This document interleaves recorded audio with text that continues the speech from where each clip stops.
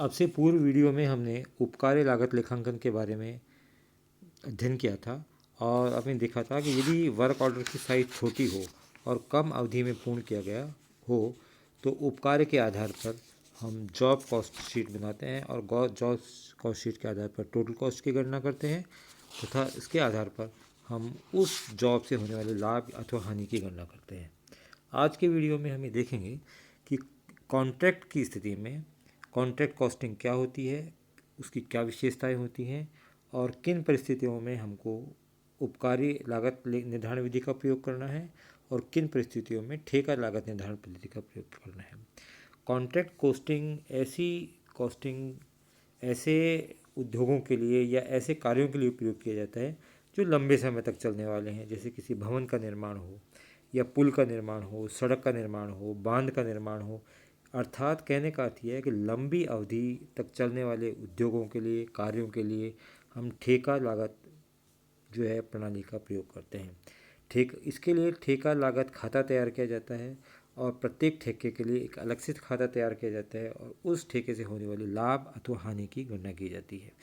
इसकी विशेषताएं होती हैं, कुछ विशेषताएं हैं जिसके आधार पर हम ये कह सकते हैं कि ठेका लागत प्रणाली क्या है और किस प्रकार से इसका उपयोग किया जाता है।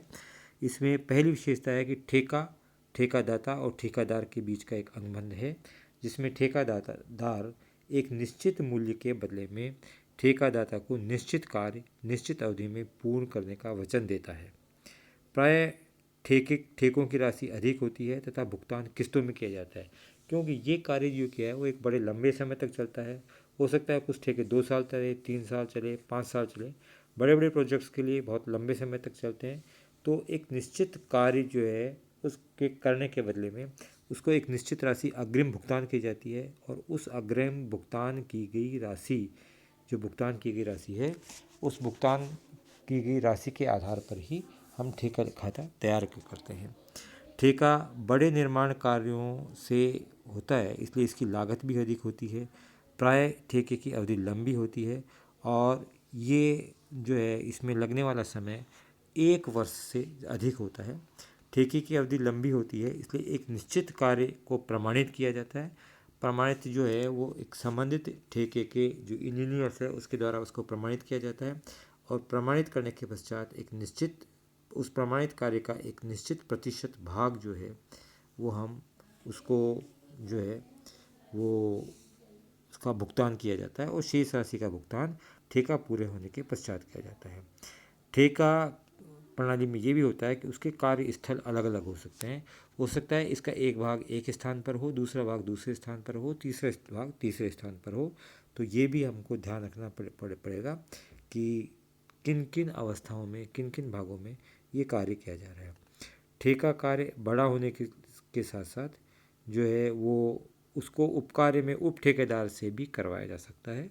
तो ये कुछ विशेषताएं थी जिसके आधार पर हम ठेका प्रणाली को अपन समझ सकते हैं। अब यदि हम अंतर की दृष्टि से देखें तो हम ये देख सकते हैं कि ठेका और उपकार्य में क्या अंतर है। तो सबसे पहले साइज का अंतर लें तो ठेके का आकार और मूल्य दोनों छोटा होता है उपकार्य की स्थिति में, और ठेका लागत निर्धारण विधि में ठेका का आकार और मूल्य दोनों अधिक होता है। अवधि की बात करें तो ठेका प्राय 1 वर्ष से कम अवधि के लिए होता है और उपकार्य 1 वर्ष से कम अवधि के लिए होता है और ठेका प्राय 1 वर्ष से अधिक अवधि के लिए होता है। कार्यस्थल की बात करें तो उपकार एक बहुत छोटा कार्य होता है जो निजी घरों में या एक किसी कार्यशाला पे या किसी कार्य पर किया जा सकता है। लेकिन ठेका प्रणाली के अंतर्गत कार्यस्थल पर किया जाता है। कार्यस्थल अलग अलग भी हो सकता है, एक भी हो सकते हैं और एक लंबी दूरी में भी हो सकते हैं।